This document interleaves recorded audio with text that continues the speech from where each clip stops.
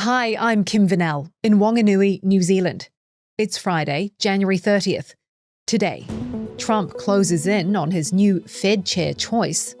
Lawmakers dodge a government shutdown over immigration tactics as new video emerges of Alex Pretty.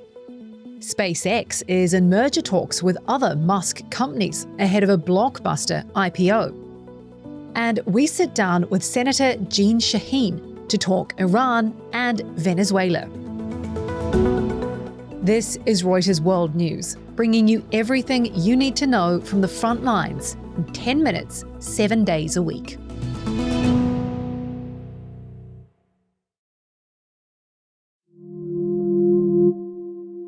US President Donald Trump will announce his pick to replace Federal Reserve Chair Jerome Powell today.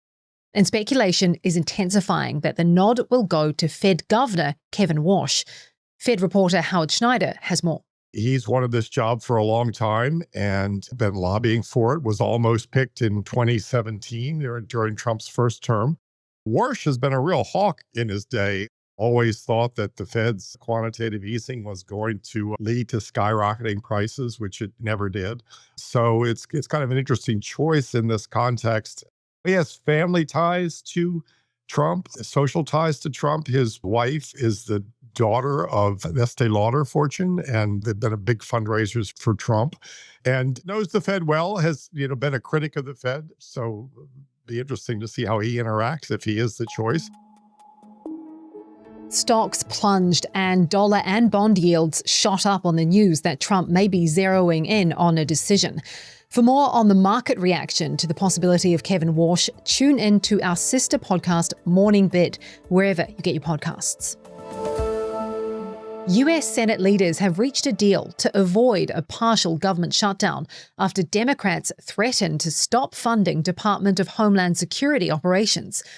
The deal separates the debate over aggressive immigration tactics from the broad funding package that Congress has until midnight tonight to pass. Meanwhile, the Trump administration's efforts to dial down tensions on the ground in Minneapolis continue. Nothing's ever perfect. Anything can be improved on. And what we've been working on is making this operation safer, more efficient, by the book.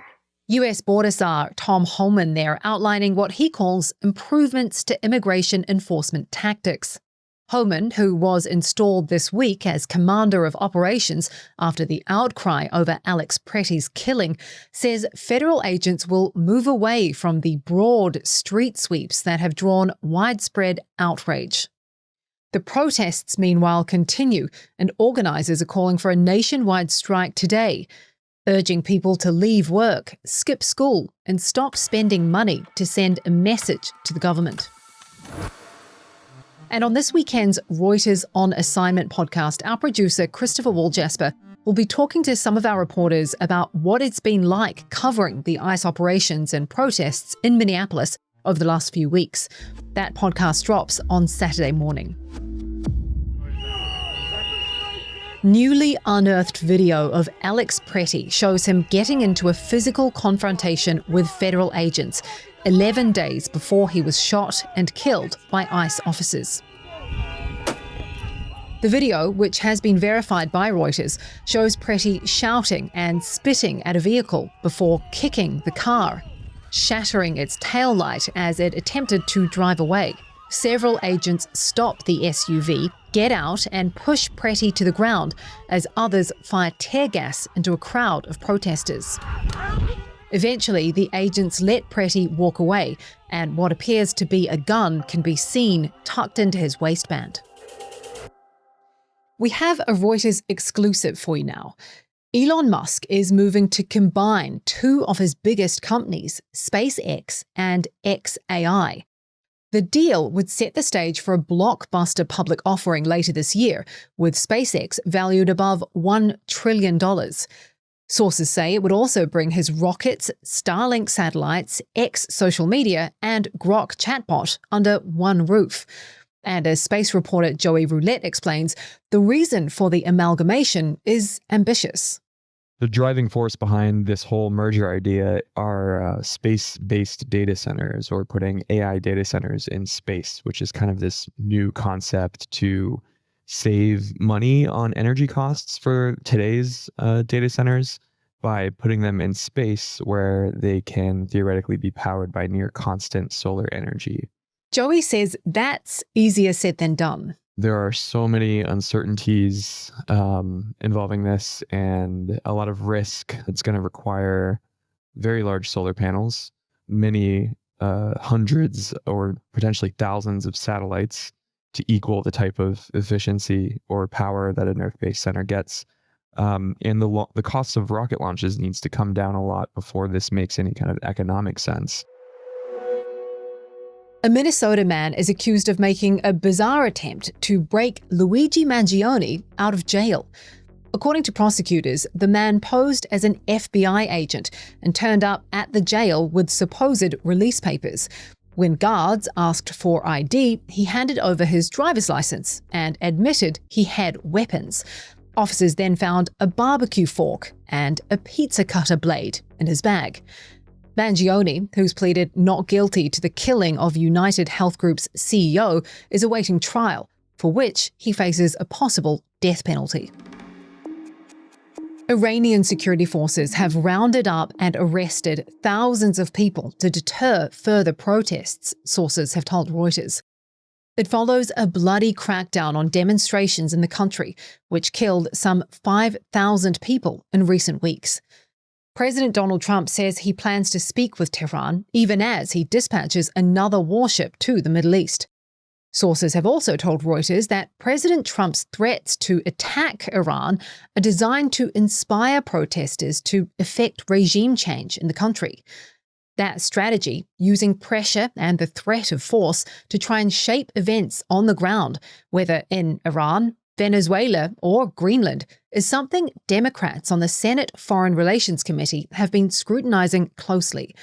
Our producer, Evan Jacoby, spoke with the committee's top Democrat, Senator Jeanne Shaheen of New Hampshire. Thanks for joining us, Senator. First up, Iran. Do you support Trump using these threats to inspire protesters? I certainly support the Iranian people in their fight for freedom and human rights. I think we need to be very thoughtful about how we express that support so that there are not false promises made to the Iranian people. And so I have done a video message to the Iranian people, along with some of my colleagues in the Senate, to let them know that we're thinking about them and we're very concerned about the abuses that are going on there. But I think we have to be, as I said, very careful about making promises that we might not be able to fulfill. And on that note of regime changes in Venezuela, do you feel that the removal of Maduro has helped the U.S.? The verdict is not in yet on that. Maduro, as we know, is an indicted criminal. So there were some real concerns about the threat that he posed to the United States. And that's the rationale that the administration used to take him out of Venezuela and put him in jail where he awaits trial. Now, what happens next? I think we need to, again, push the administration, replacing one dictator in Maduro for Delcy Rodriguez, who was his second in command, his henchman, I think is not the answer that I would like to see. So who would you like to see as a future leader of Venezuela? Obviously, the people of Venezuela would need to make a decision about who their next leader would be.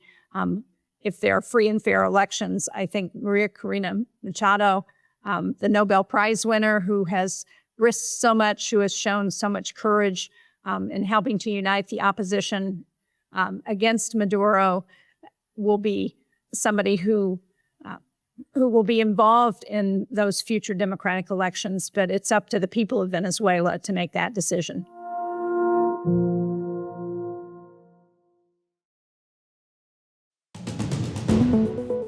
And for today's recommended read, another Reuters exclusive. The US Agency for International Development warned the Biden administration in early 2024 that northern Gaza had turned into an apocalyptic wasteland with dire shortages of food and medicine. But the US ambassador to Jerusalem and his deputy blocked that cable from wider distribution within the government. There's a link to that story in the description. For more on any of the stories from today, check out Reuters.com or the Reuters app. Don't forget to follow us on your favorite podcast player. If you're listening on a smart speaker, just ask for the latest news from Reuters 7 days a week. We'll be back tomorrow with our daily headline show.